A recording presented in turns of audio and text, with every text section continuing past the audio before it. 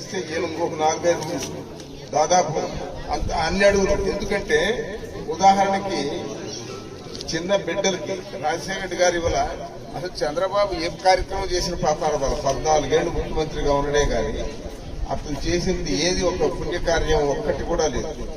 ఇప్పుడు పుట్టిన బిడ్డలందరినీ కూడా పేదవాళ్ళు పనికి పంపించకుండా స్కూలుకు పంపించడానికి అమ్మఒడని ఇస్తున్నారు 15,000 రూపాయలు.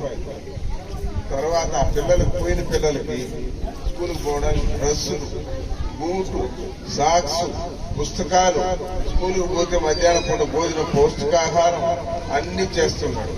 పిల్లలు బాగా చదువుకునేదానికి అవకాశం కల్పిస్తున్నాడు.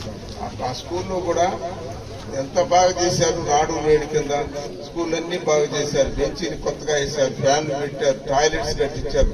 అంతకుముందు మరుగుదొడ్లంటూ లేకపోయా. అసలు ఆడపిల్లలకైతే చాలా కష్టంగా ఉండే. అటువంటి పరిస్థితులు ఇప్పుడు అందరికి టాయిలెట్స్ అవన్నీ కట్టించి చదువు తెప్పిస్తున్నాడు. తర్వాత ఇంజనీరింగ్ పెద్ద చదువు చదివే వాడికి ఫీజు రీయింబర్స్మెంట్ మొత్తం ఇస్తున్నాడు. తర్వాత వాడికి భోజన వస్తువులు కూడా కల్పిస్తున్నాడు.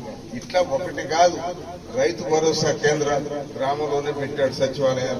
సచివాలయాలు ప్రతి గ్రామంలో ఎన్ని బిల్డింగ్స్ వచ్చాయండి ఇప్పుడు.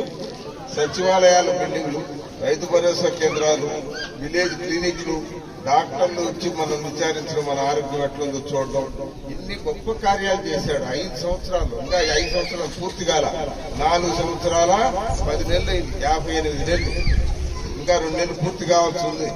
మరి అతను 14 సంవత్సరాలు ఉండి చంద్రబాబు అది ఏ ఒక్క కార్యక్రమం కూడా చేయలేదండి. మరి అటువంటి అన్యాయస్తుడు అతను, పరమ అన్యాయస్తుడు ఆ చంద్రబాబు. వాడు మామకే బిడ్డనిచ్చినట్టు కూతుర్నిచ్చి పెళ్లి చేస్తే ఆ ఎన్టీ రామారావుని వెన్నుపోటు పొడిచి చంపినట్టు దరిద్రుడు, పరమ దరిద్రుడు అతడు చంద్రబాబు. నిజంగా చెప్పాలంటే అటువంటి మహాశయుడు మళ్ళా తగుదనమ్మంటా వచ్చి నాకు ఓట్లు వేయమంటున్నాడు. జగన్ మీద ఏదేదో బురద చల్లుతున్నాడు. జగన్మోహన్ రెడ్డి మీద బురద విపరీతంగా చల్లుతున్నాడు. ఉండే టీవీలన్నీ వాళ్ళయి, పత్రికలన్నీ వాళ్ళయి, పైసలు దండిగా ఉన్నాయి వాడి చేతిలో. ఆ విధంగా ఇప్పుడు మళ్ళా అక్కడెక్కడెక్కడి నుంచో బ్రెజిల్ నుంచి ఈ డ్రగ్స్ తెప్పించారట విశాఖపట్నం పోర్టులో.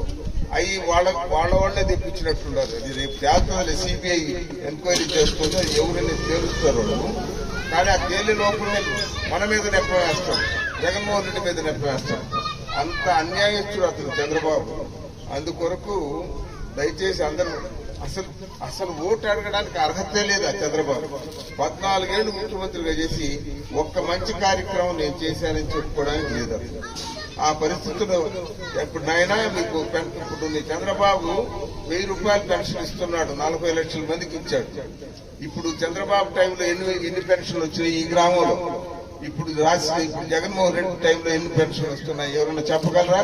లక్ష్మీరెడ్డి ఎవరైనా చెప్పగలరా? ఈ ఊర్లో ఎన్ని పెన్షన్లు వస్తున్నాయి? మొన్న 19 వరకు, ఇప్పుడు ఎన్ని వస్తున్నాయి? ఆయన 40 లక్షల మందికి పెన్షన్లు ఇస్తే ఇప్పుడు జగన్మోహన్ రెడ్డి 66,36,000 మందికి ఇస్తున్నాడు. అంటే జగన్మోహన్ రెడ్డి వచ్చిన తర్వాత ఇంకొక 26,36,000 మందికి ఎక్స్ట్రా ఇస్తున్నాడు. అది 3,000 ఇస్తున్నాడు. ఆయన ఇచ్చిన 1000 రూపాయలు అయితే 3,000 ఇస్తున్నాడు. అది మళ్ళా కూడా రేపు మేనిఫెస్టో చెప్తాడు. అది కొంత పెంచే అవకాశం కూడా రావచ్చు. ఆ విధంగా ముసలివాళ్ళు ముచ్చుకోళ్ళు అందరూ కలిపి 11 కోట్లు వచ్చిందంట ఈ 58 మాసాలు. మొత్తం కలిసి 17 కోట్ల దాకా ఇచ్చారట. ఈ 2 ఊర్లు బాడిసుపల్లె, కృష్ణాపురం, అంబోదవాడ, ఈ తిమ్మాయిపాలెం ఇవన్నీ కలిపి 17 కోట్లు 58 మాసాల్లో. అందువల్ల మంచి మనసున్న వ్యక్తి అబ్బాయి. 50 సంవత్సరాలే అతనికి వయసు. ఇంకొక 25 సంవత్సరాలు రాజకీయం చేస్తాడు జగన్మోహన్ రెడ్డి కానీ విక్రమ్ బాబు కూడా. జగన్మోహన్ రెడ్డి కంటే 20 రోజులు ఎంతో ఈయన చిన్న. గౌతమ్ ఏమో జగన్మోహన్ రెడ్డి కంటే 1 సంవత్సరం 3 నెలలు పెద్ద. ఈయన విక్రమ్ బాబు ఏమో జగన్మోహన్ రెడ్డి కంటే 20 రోజులు చిన్న.